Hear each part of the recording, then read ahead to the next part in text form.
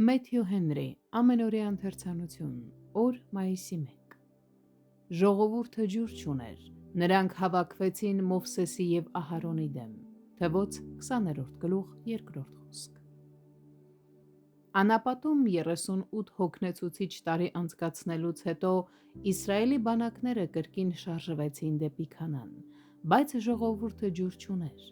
Մենք ապրում ենք մի աշխարհում, որտեղ միշտ ինչ-որ բան պակասում է, և որտեղ էլ որ լինենք, պետք է սպասենք, որ կվրդովվենք։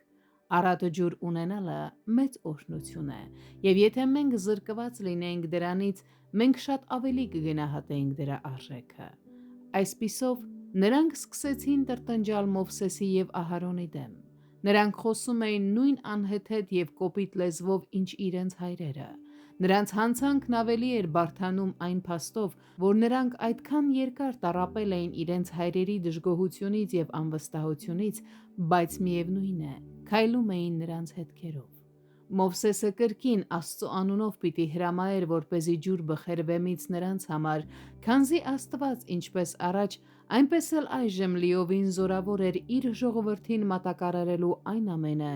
ինչ անհրաժեշտ էր նրանց։ Բայց Մովսեսն ու Ահարոնը սխալվեցին։ Նրանք այս հրաշագործության մեջ փառքի մեծ մասը վերագրեցին իրենց։ Նրանք ասացին. «Այս ապառաժից ջուր հանենք ձեզ համար»։ Ասես դա կատարվում էր իրենց իսկ զորությամբ կամ արժանիությամբ։ Նրանք պետք է խոսեին ժայռին, բայց հարվածեցին դրան։ Հետևաբար նրանք մեղադրվեցին Աստծուն չփառաբանելու, այսինքն այս հրաշքի համար նրան չտալու ամբողջ փառքը, որը նրա անվանն էր պատկանում։ Ժողովրդի սադրանքի պատճառով Մովսեսն անխոհեմությամբ խոսեց իր շուրթերով և այդպիսով սխալվեց։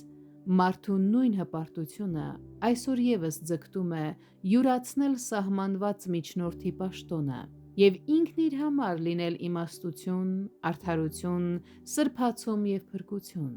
Այդպիսի մեղավոր ինքնուրույն վիճակը, այդպիսի հոգու ապստամբությունը իր Փրկչի դեմ,